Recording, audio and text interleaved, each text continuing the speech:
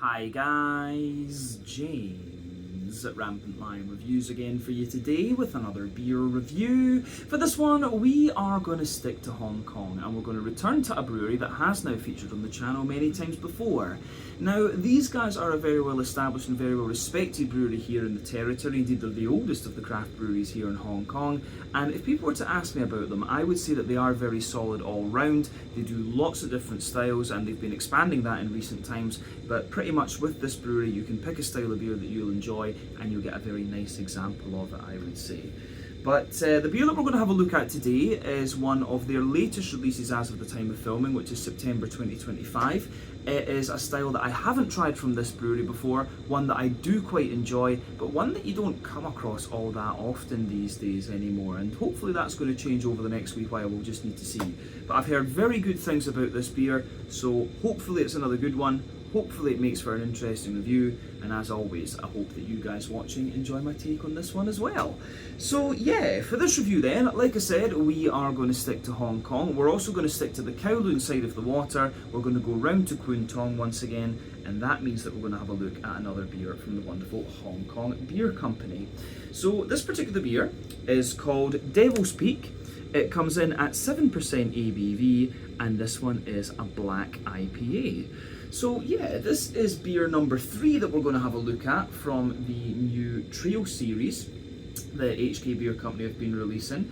But this one is the first one I bought, but it's the last one of the 3 that I'm reviewing. But I'm guessing they might add more to the series going forward. But yeah, so far we've had the West Coast IPA, the hazy IPA, and now yeah, we're kind of rounding off with a look at the black IPA, which, as I say, I've heard is very, very good. And this is only the second or third Hong Kong brewed black IPA that I've had, come to think of. I had one from Carbon Brews, and I think I maybe had another one from somewhere else. But yeah, not a style that you find all that often, generally speaking, and even rarer here in Hong Kong, of course. But yeah, let's crack on with this one then and see how we go. The Devil's Peak, a black IPA, 7% ABV from Hong Kong Beer Company, HK Beer Co as they're also known, in Kwun Tong here in Kowloon in Hong Kong. So yeah, as always with my reviews then, I'll tell you a little bit about the brewery before we taste the beer. If you want to get straight to the tasting though, just fast forward. All the usual links can be found in the video description below. That's the brewery website, the link to my other reviews that I've done from Hong Kong Beer Company before, and we will no doubt add more to that list at some point in the near future. But there's all the usual social media down there if you want to see more reviews. Do please consider subscribing to the channel. The support that you give is massively appreciated, and remember, you can go into the channel homepage and search for beer using the geography tagging system. So just go in there, use the little search bar, put in your hometown, state, county, province, whatever you like.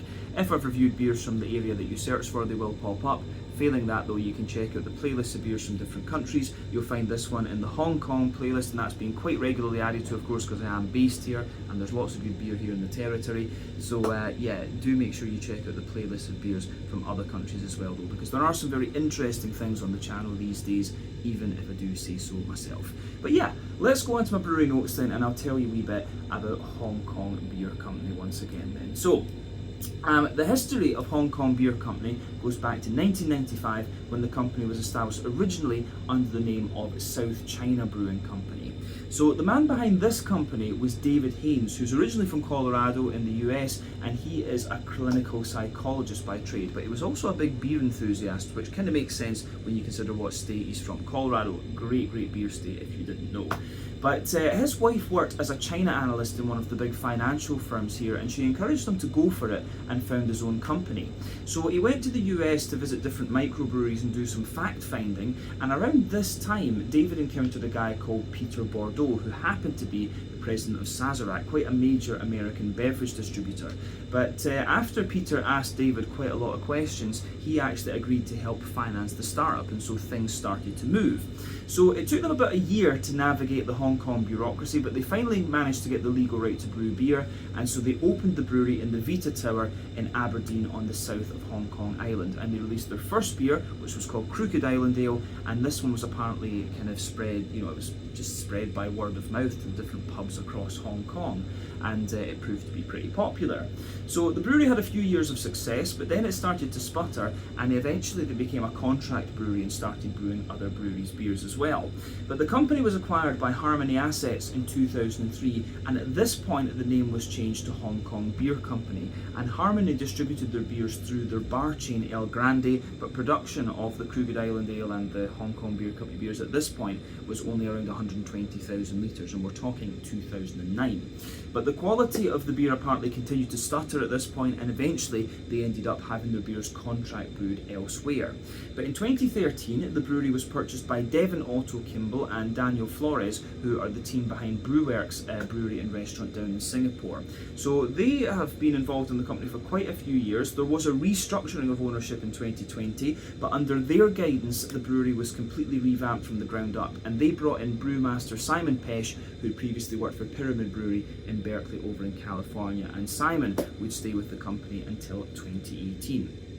During this time, they relocated the brewery to Chai Wan on the eastern part of Hong Kong Island, and when they were there, they acquired a 20 US barrel brew kit, which is around 3,200 litres per brew. The brew kit came from GNVW Systems, and they are still using this system today, and they're producing in the region of 600,000 litres of beer per year. There was another change in ownership in 2020. As I said, they kind of restructured the ownership once again, and the brew team changed as well. So today it's headed by Philip Rankmore and Matt Bradley under the guidance of James Waters. Philip is from Sydney originally, and he studied chemical engineering and later gained his brewing diploma from the Institute of Brewing and Distilling before going to work in Korea for Goose Island and then Budnamu. But he also spent some time teaching brewers in Korea and Hong Kong as well. But in 2024, they relocated production again to Kwun Tong in East Kowloon, and they've been working to build up this facility over the last few months. These days, they've also got a hole in the wall at the back of the brewery, which opens 4 to 6, sometimes a little bit later, on weekdays, so you can actually go along there and chat to the guys at the brewery and get the beers very, very fresh, which I do recommend that you do. But as of September 2025, when I'm filming this review for you, these guys have produced around 105 different kinds of beer according to Untappd, and they will no doubt continue to increase that number as time goes on. But yeah, when it comes to Hong Kong Beer Company, for me, their beers are always just really nice, light, and kind of drinkable in a way. They've always just, you can always tell an HK Beer Company beer because it's just, the mouthfeel is just so distinctive. For me, that's the thing that really stands out about HK Beer Company, and the quality of the stuff they're producing is great. Some personal favourites of mine: the Peak Pilsner is very, very nice. There is the Big Wave Bay, the West Coast IPA I really, really enjoy. Hazy Days and Hey Hey Hazy are also classics as well.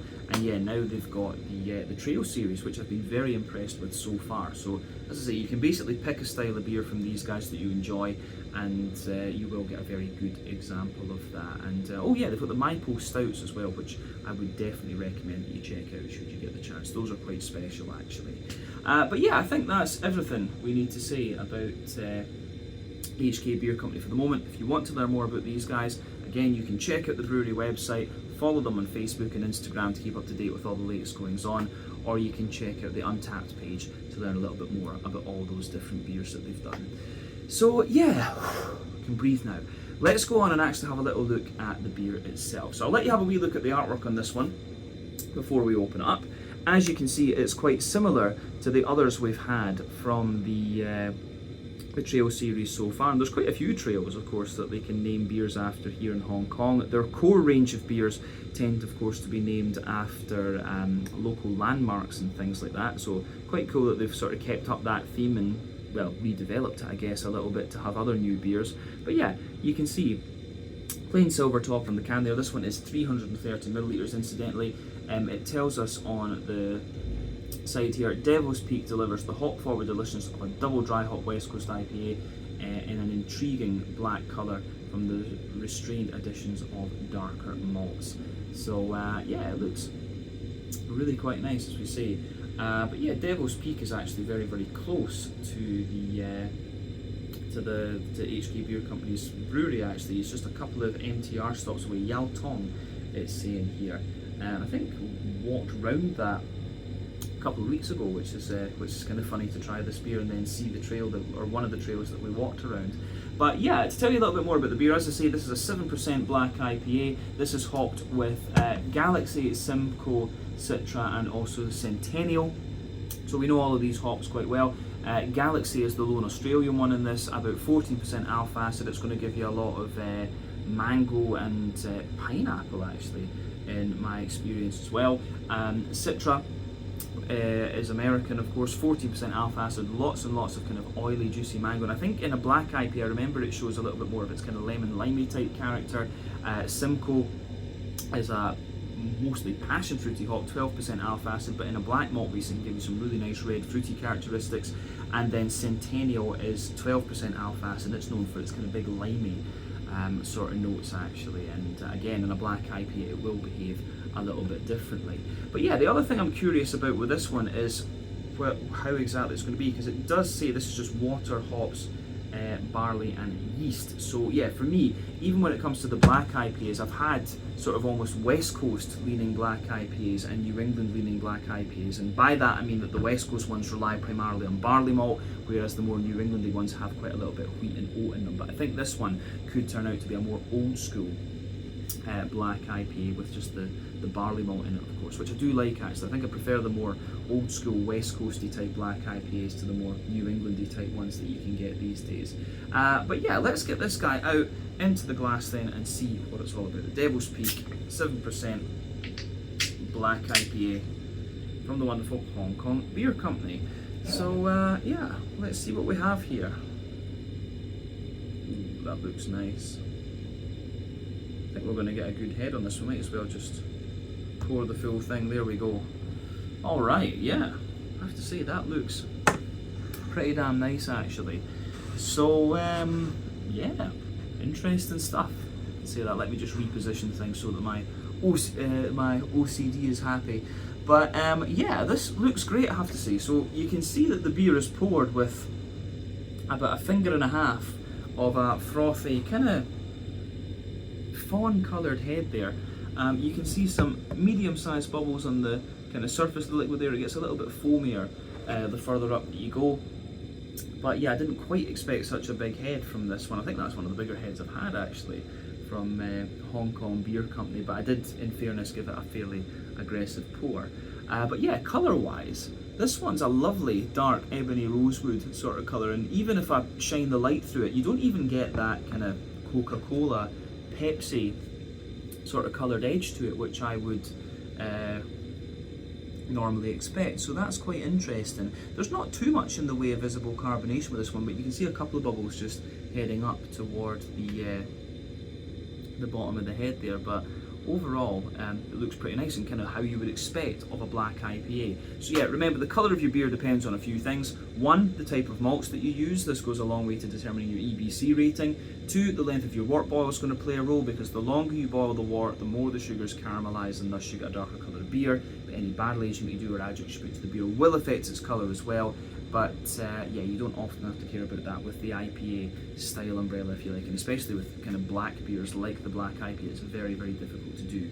But yeah, as I say, nothing overly surprising about this beer appearance-wise when you consider what style it is. But like I say, there's not much in the way of you know, colour, light coming through this, which I'd be surprised about. Normally you'd expect that from a beer that has oat and wheat in it, but yeah, this one seems very, very opaque.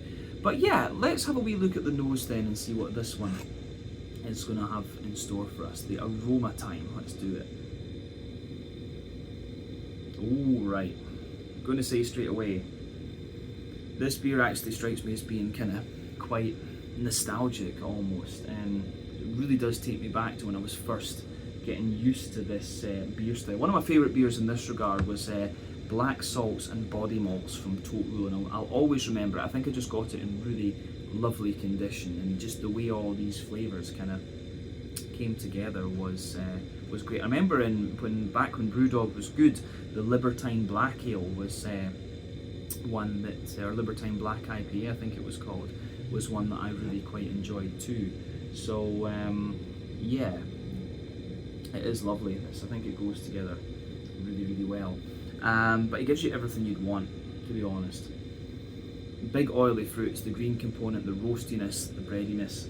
Yeah, let's just break this aroma down and describe it for you a bit more in depth then. So yeah, the backbone of the beer for me you've got a little bit of that kind of roasty, toasty, well-fired bread crust in there, but it's not too aggressive actually. It smells like it might be a light touch of carafa or something like that. It doesn't come across as being like black malt. I know that HK Beer Company like to use Aussie malt, but the type of aroma I'm getting from the bread crust, that sort of toasty but not too aggressively like dry roastiness, comes across a little bit like carafa but not quite so. It makes me think it's an Aussie variety that's been used in here as well. So yeah, you've got that lovely kind of toasty, slightly dry bread crusty note in there. A little bit of woodiness, of course, I often get that. And you've got wee bits of cracker and things too. Now, the bready backbone that this beer has almost comes across a little bit like a... It comes across a little bit like a more... it's almost a bit like a rye bread, but there's definitely no rye malt in this one. But yeah, it comes across like a slightly more oily rye bready type character.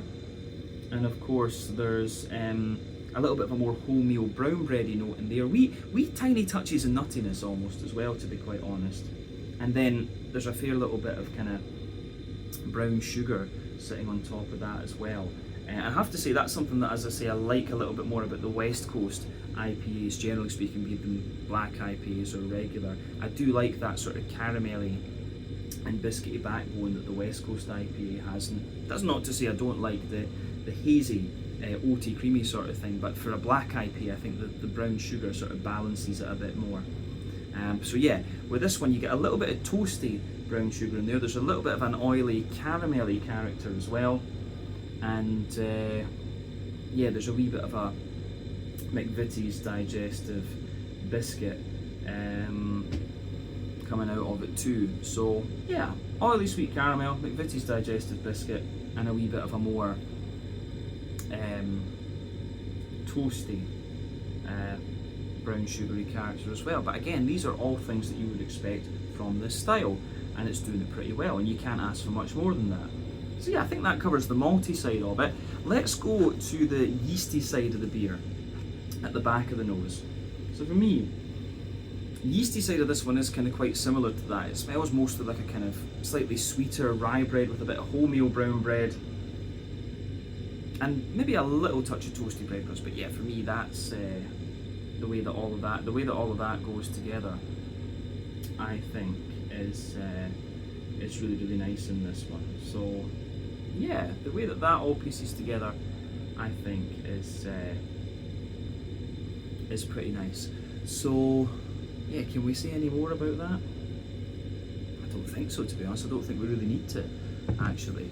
So yeah, malty and yeasty side of this beer is pretty damn nice. On the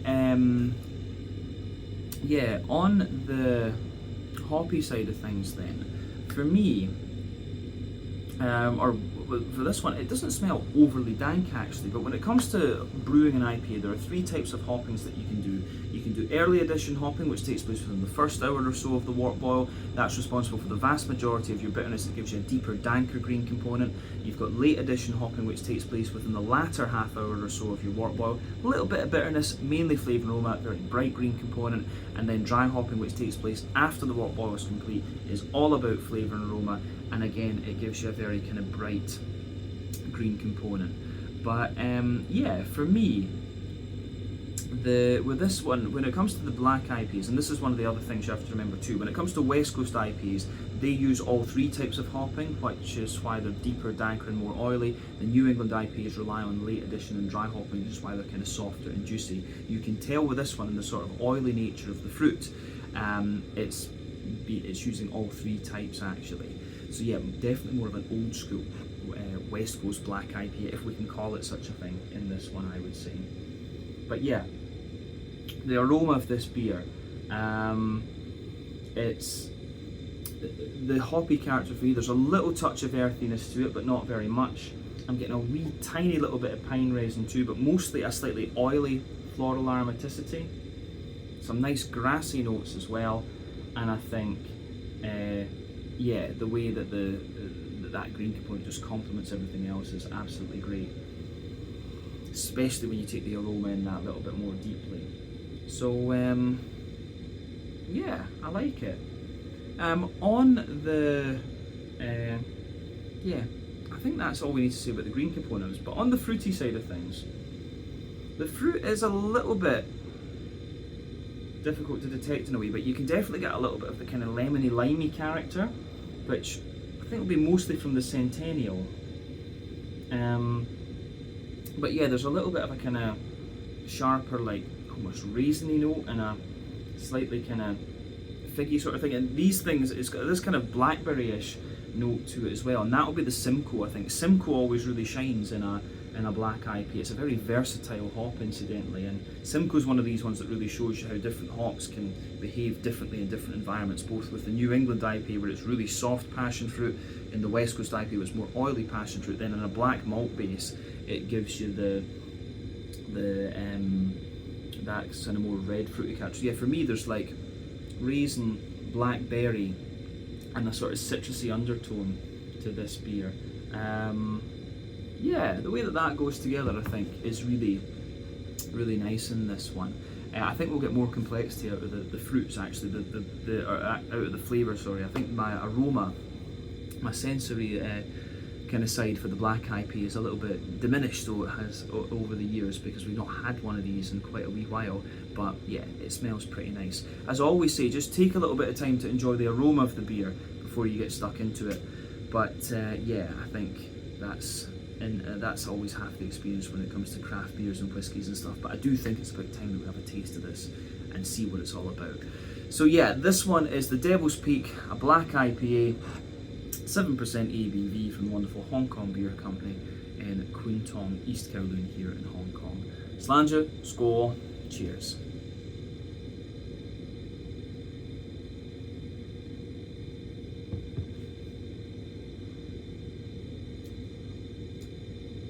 Oh yeah,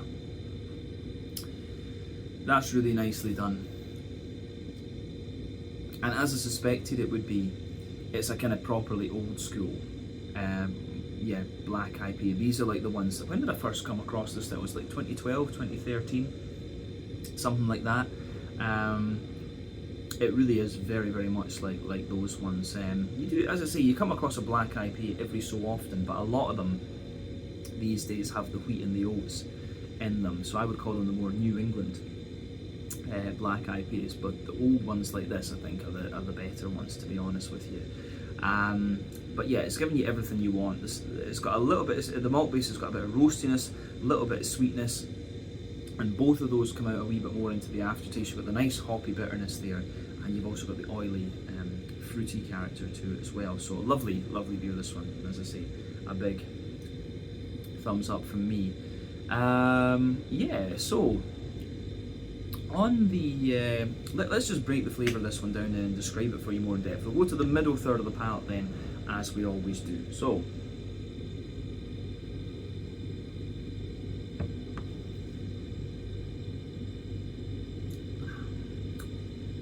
yeah, so the malty backbone of this beer, for me, it's got it's got that roasty, toasty, well-fired note to it. And it actually, I will say that in comparison with the aroma, the roasty, toasty notes that come out in the flavour are a little bit more kind of punchy, if you like, than you might think they're going to be from the aroma. But yeah, roasty, toasty, well-fired malts in there. Moving further forward on that middle third of your palate, you get a little touch of woodiness coming out of it, which is a bit more apparent into the aftertaste too. And then yeah, you've got a little bit of a kind of Jacob's cream crackery sort of note coming out of the beer too. Yeah, so I like that with this one. The slightly more roasty, toasty backbone that the beer has is quite nicely balanced. But yeah, above the crackery layer, you get a more oily and slightly sweeter rye bready kind of character coming out of the beer. The next layer up is more of a wholemeal brown bready sort of note, and then you've got the brown sugary characters coming out of the beer.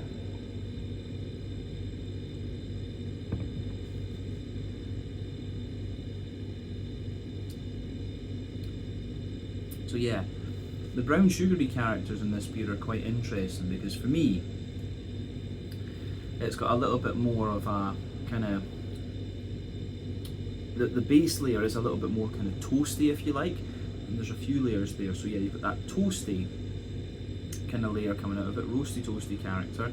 Then you've got a circle, you've got that kind of circle in the middle of your palette there. So the base, you've got the roasty toasty layer, then you've got a kind of McVitie's Digestive biscuity edge, and then it's more of a sweeter caramelly note in the dead centre of your palette there, but it's a little bit of a drier, pardon me, caramel than anything else. So yeah, toasty, bit biscuity around the edge of the circle, and then more oily but slightly toasty caramel in the middle of the palette there.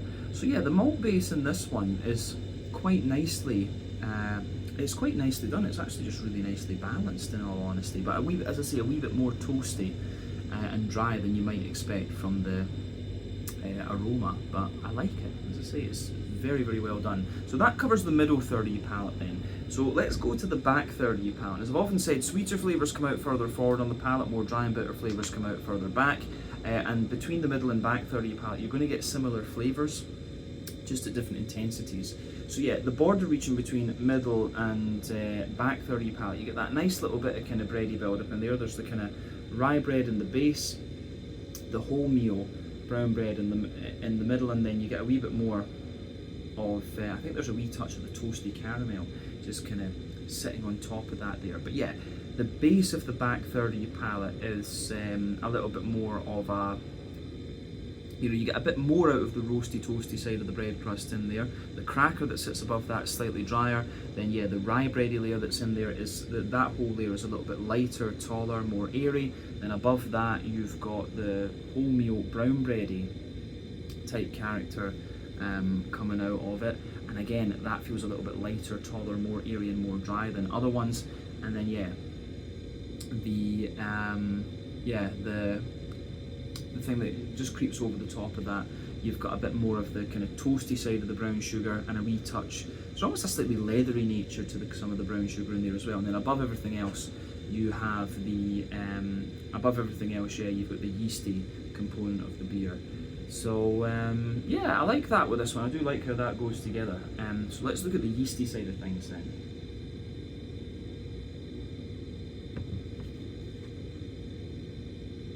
I do think this one, I think the brown sugar comes out a wee bit more the more that you drink of this beer as well. But then again, into the aftertaste, pardon me, you do get more of the roastiness out of it too.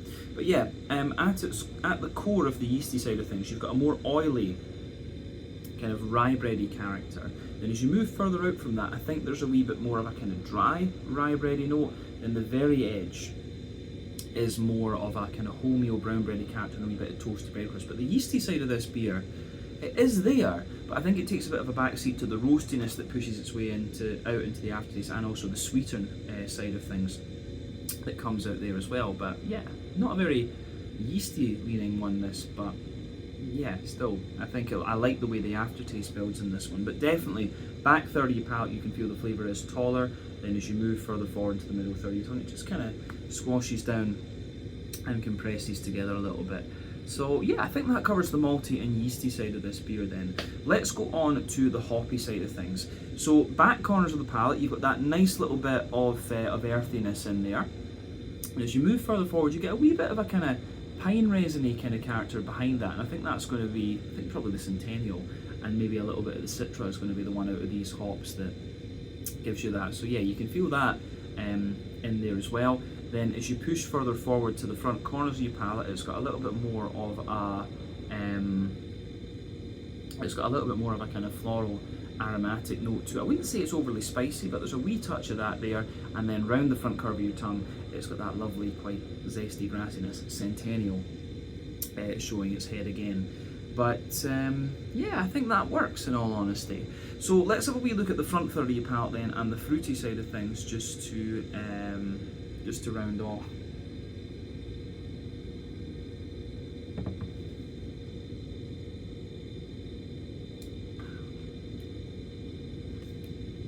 So yeah, front third of your palate, I would say the border region between front third and middle third of your palate, you get that nice little bit of bready build up in there. You've got the rye bread and the kind of base, the wholemeal brown bread kind of sitting on top of that. But yeah, the base of the front 30 part, you've got the roasty, toasty, well-fired bread crust again. But it's a bit smoother there. You've got the Jacob's cream cracker, the toasty bread crust, the rye bread, the wholemeal brown bread, and a wee bit of there's a wee touch of the toasty brown sugar there, but then yeah, you've got that nice oily bubble where the juicy fruity esters just roll their way out of the beer. So let's look at that fruity side of things then. Yeah.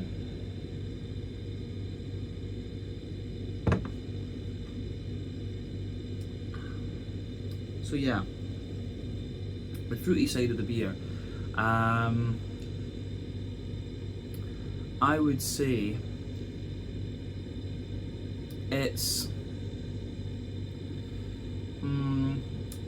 interesting, this one. It's quite citrusy leaning actually, but it's kind of similar to what I described from the aroma actually. But let me just pinpoint this.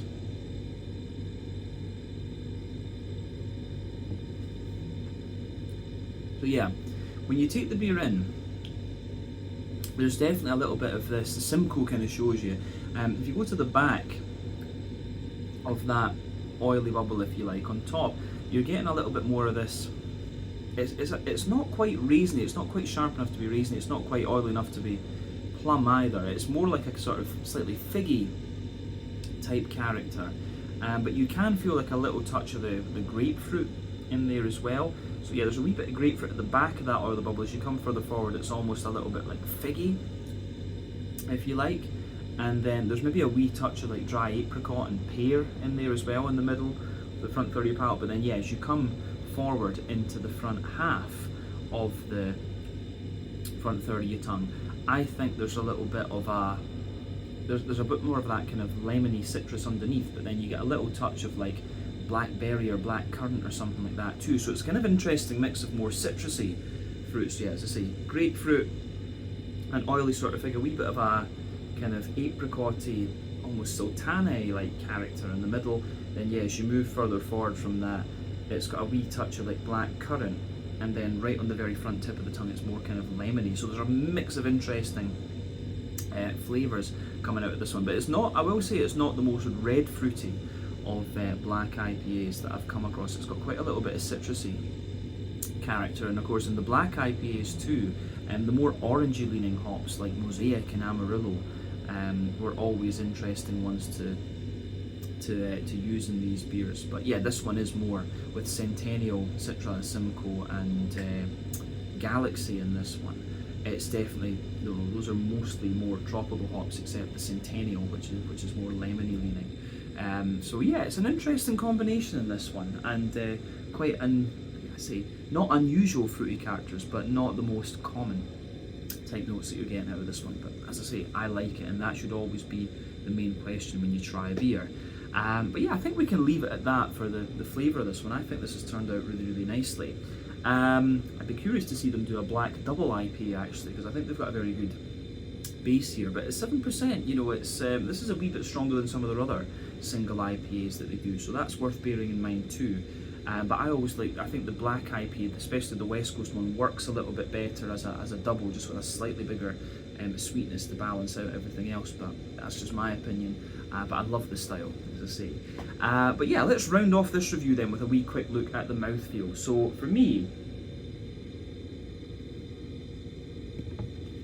this beer, I would say, yeah, it's mid-bodied.